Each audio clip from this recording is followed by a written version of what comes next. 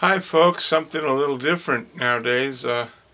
Been working on my book, Your Perceived Reality. What would it mean to you if everything you ever learned, everything you were ever taught, anything even your parents were taught was nothing but an illusion and a lie?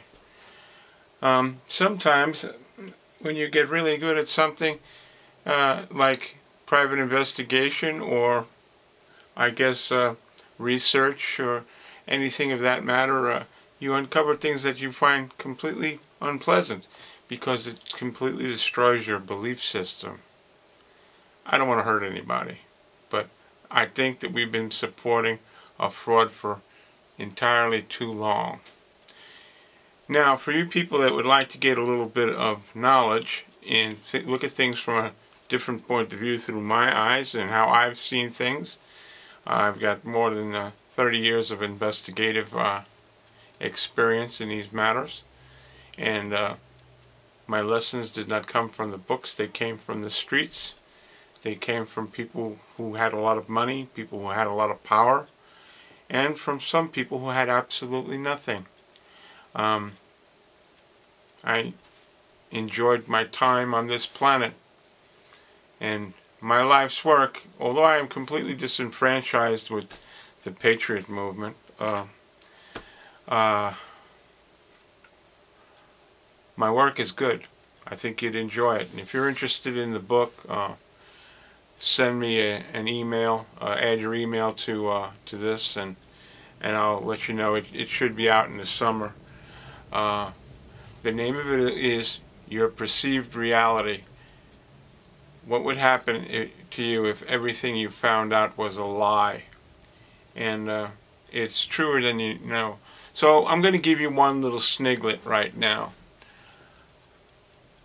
I was asked to look into Mr. Obama's past. Well, Mr. Obama is a charismatic young fellow and came out of nowhere, but everybody seemed to vote for him. The machine that was in place could have run Jeffrey the Talking Giraffe from Toys R Us and made him the president. But I kind of liked Mr. Obama. The reason I call him Mr. Obama and not the president, because I believe that constitutionally elected president does not exist. And I have a brand new respect for Mr. Obama because he didn't put his hand on the Bible and swear an oath to the Constitution. Possibly, by the end of this talk, you'll understand why. Maybe he's just really a constitutional scholar, as he says he is. Maybe he's not the nitwit he's portrayed to be. Maybe he's part of the illusion, and your perceived reality is totally wrong. I believe that the people that are in power have always been in power and will always be in power so long as we have civilization and government. Okay? Now, I'm going to get to a couple of finer points. In 1917, there was a reorganization of America. They needed money, and there was some sort of a reorganization, and through some magical, creative accounting, they got some money. And then they had FDR with the New Deal. In 1933, a lot of interesting things happened. You had the IRS, you had the Federal Reserve, but one thing that was really, really interesting was Congress had a closed-door session. And during this closed-door session, they did a conversion from a constitutional republic to a corporation.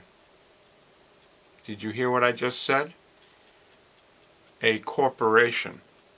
So, from people like me that were led down a rabbit hole of constitutional republic, and I know all about it. Any law that's republic to the Constitution isn't null and void. I know that too, if the Constitution was in effect. Okay? In 1933, the Constitution of the United States was set aside.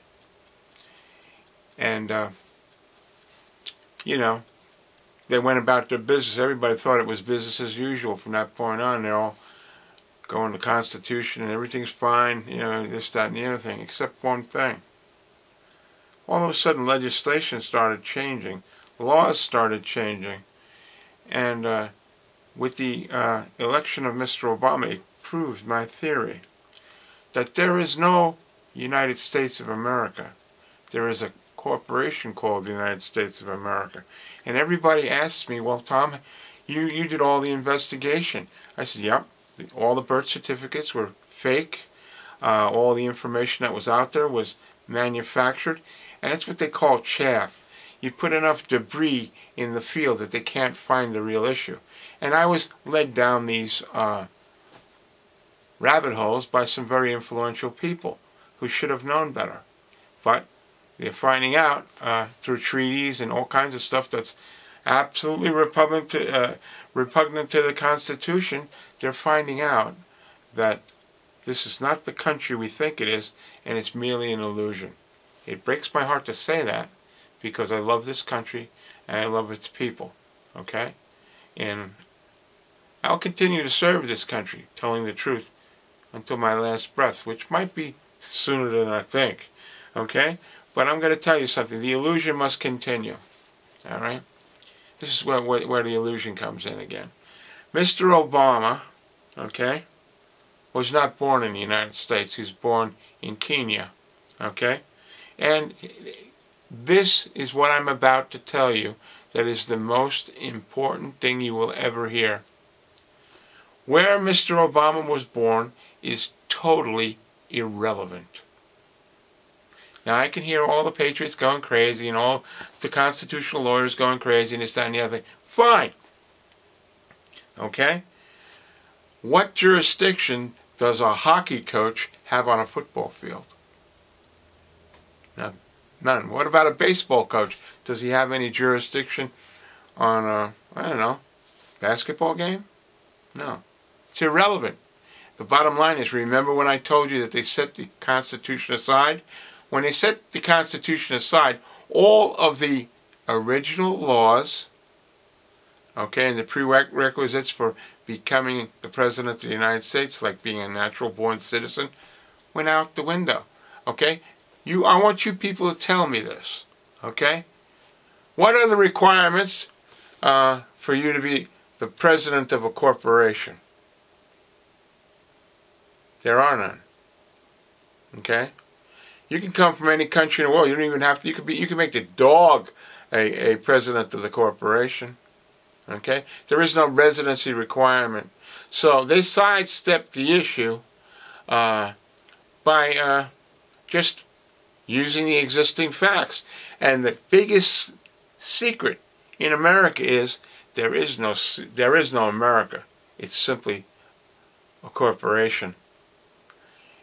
Now, the upside and the downside. Well, the upside, there is none. It was a bailout for the bankers since day one. Okay?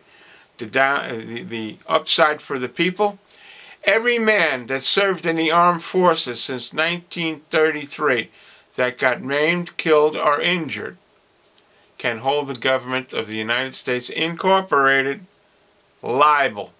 Every person that's been injured by a bomb that was dropped by the United States anywhere could be taken to the world. They could take it to the World Court and sue the United States of America. Number 3, you can sue the President of the United States personally.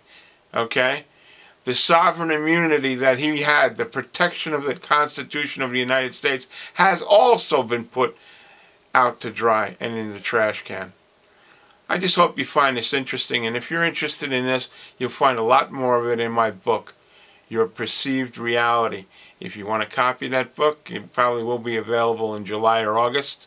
And I want you to view my work before somebody says it's their work.